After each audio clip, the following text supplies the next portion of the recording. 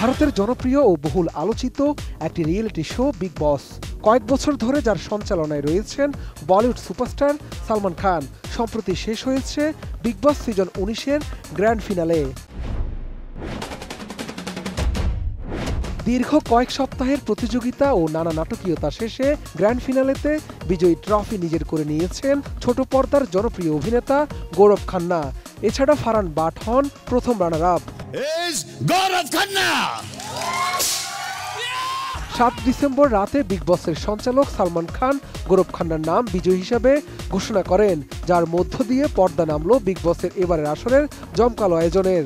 এরপরেই সবার কৌতূহল প্রাইজ মানি হিসেবে কত টাকা পেয়েছেন এই শিরোপা বিজয়ী। জানা যায় বিগ বস সিজন 19-এর গ্র্যান্ড ফিনালেতে বিজয়ীর মুকুট পাওয়া গৌরব খান্না পুরস্কার হিসেবে ট্রফির পাশাপাশি জিতেছেন 50 লাখ রুপি। আর প্রথম রানার আপ হওয়া ফারহান বাট পেয়েছেন কিছু কম অর্থ। মূলত এবারের বিগ বস সিজন 19-এর আসরের চূড়ান্ত পর্বে 5 জন প্রতিযোগীর মধ্যে লড়াই হয়। তারা হলেন আমাল মালিক, তানিয়া মিত্তাল, গৌরব খান্না, প্রণীত মোরে এবং ফারহান বাট। পরে দর্শকদের ভোট এবং ঘরের ভেতরের কঠিন সব টাস্ক মোকাবেলা করে তারা ফাইনালে জায়গা করে নিয়েছিলেন। বস 19 का ये घर जो मेरे साथ साथ। নোভা এলইডি টিভি, ঝকঝকে ছবি, নিখুঁত শব্দ, 5 বছরের ওয়ারেন্টি। নোভা মানি সঠিক মান, নিশ্চিত সেবা। তবে নানা জল্পনা কল্পনার পর ফারহান ভাটকে টপকে শেষ হাসি হাসলেন গৌরব খান্না। বিজয়ী হয়ে গ্র্যান্ড ফিনালের পর সামাজিক যোগাযোগ মাধ্যমে নিজের উচ্ছ্বাস প্রকাশ করেন তিনি।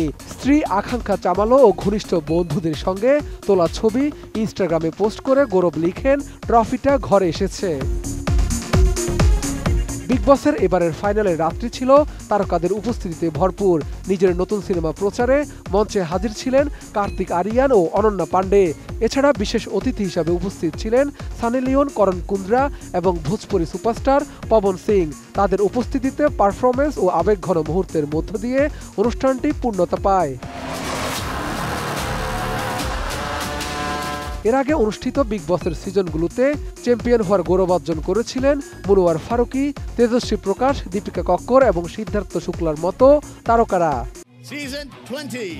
শাহাদাত রিফাত, ATN নিউজ, ঢাকা।